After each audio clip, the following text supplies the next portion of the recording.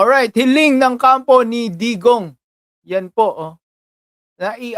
Naiapila ang ebidensya disclosures, binasura ng ICC.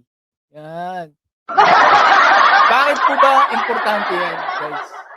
Kasi po recently meron pong, sariling medical exam na pinapasa itong, kampo ni Duterte 'no. Sabi, "Hindi, di po kami maniniwala sa resulta ng, medical expert ng ICC. Meron kaming medical expert na sarili."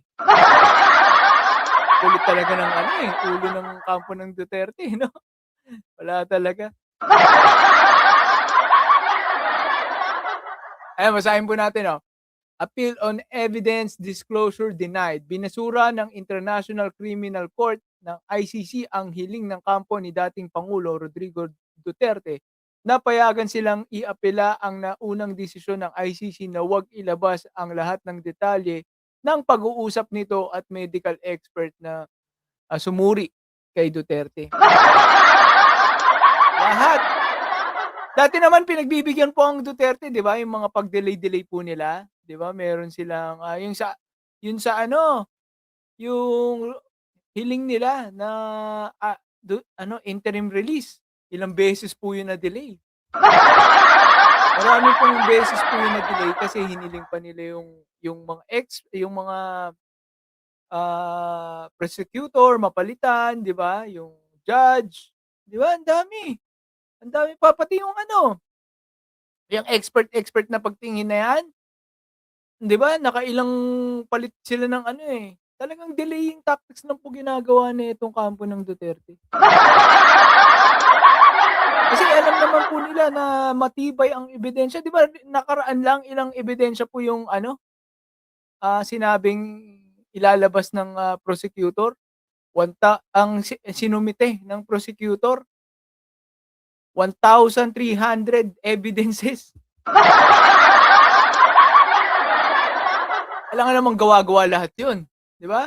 Sabi kasi ng mga DDLs, mga maliliit na utak na mga DDS supporter, ano po 'yun, mga gawa-gawa lang 'yan,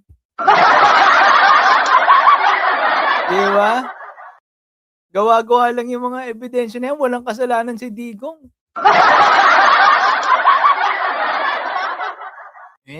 Kapagka ikaw daw po ay na-isyuhan ng warrant of arrest ng ICC, ang sabi, almost certainty na ang iyong conviction. Ibig sabihin, malamang na malamang, sigurado, makukulong ka na, mako-convict ka, guilty ka diyan sa sinampang kaso sa'yo. Kumbaga po sa korte ng Pilipinas, bago ka sampahan ng kaso ng plunder, talagang dapat ano na 'yan, tight, 'di ba? Case tight, talagang, sure, almost sure na, na guilty ka. Kasi bakit po nila gagawin 'yun 'no, yung kailangan dapat, halos sure na, na may mga ebidensya, corroborative. Kaya inabot po ng ano 'yun, yung pagdala ng, kay Duterte sa dahig, Inabot po 'yan ng ilang taon, 9 na taon. Kasi po siyempre mapapahiya ka naman, 'di ba? Hindi naman po diyan lang sa tabi-tabi ang ICC, ang layong bansa po niyan. From the Netherlands 'yan, 'di ba?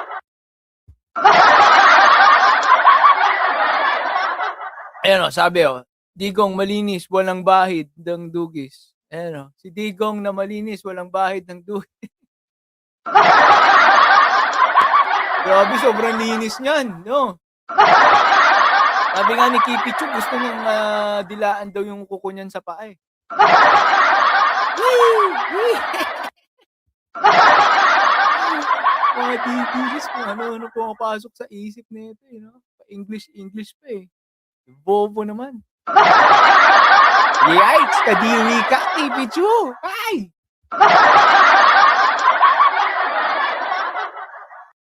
Ayun nga, 'di ba?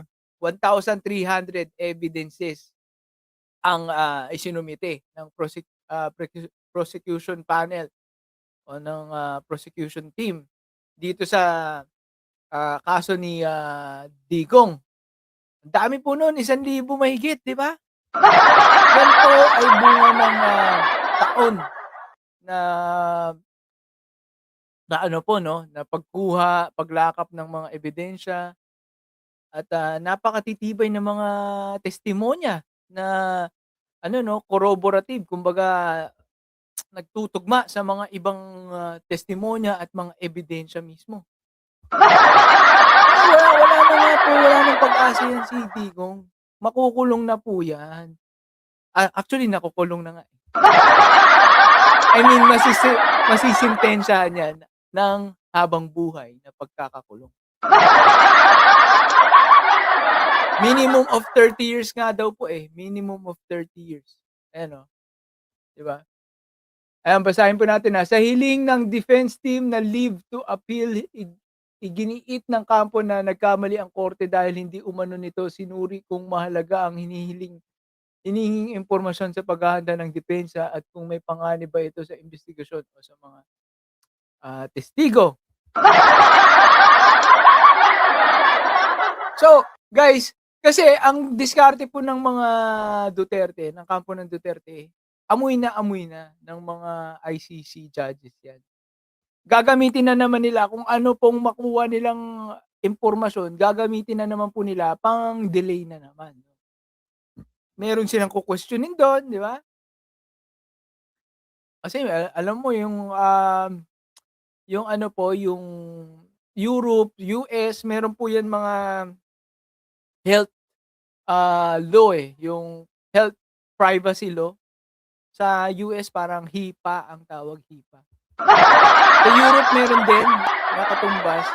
Hindi mo puwedeng ipagsabi yung, kondisyon ng isang, tao.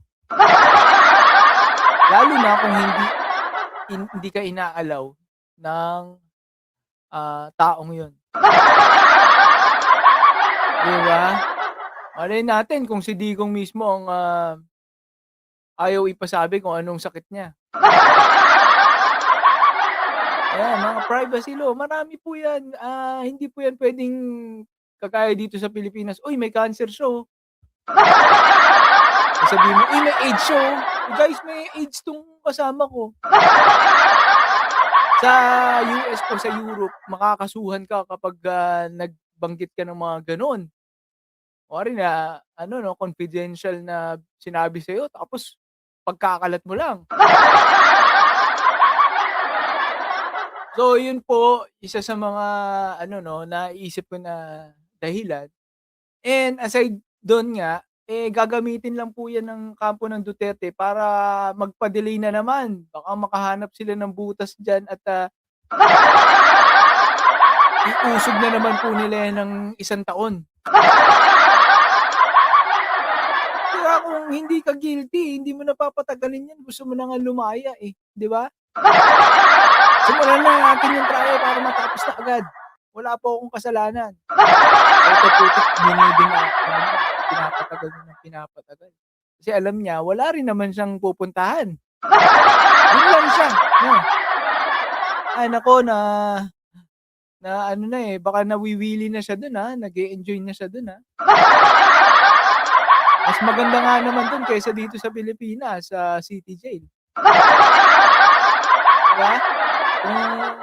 Kung ako si Kibbs, si Pastor Kibbs, mainggit pa ako dito, eh.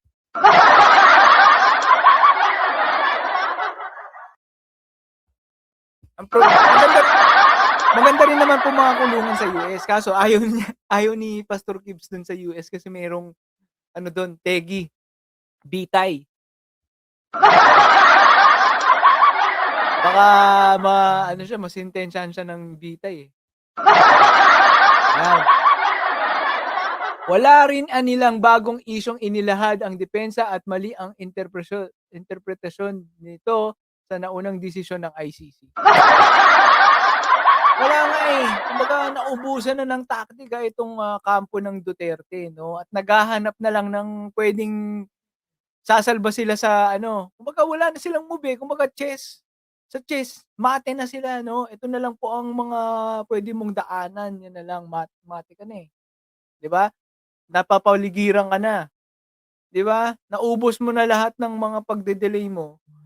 Kaya ngayon naghihingi ka ng mga impormasyon, ayaw naman ibigay sa'yo baka kasi gamitin mo nga, pan-delay.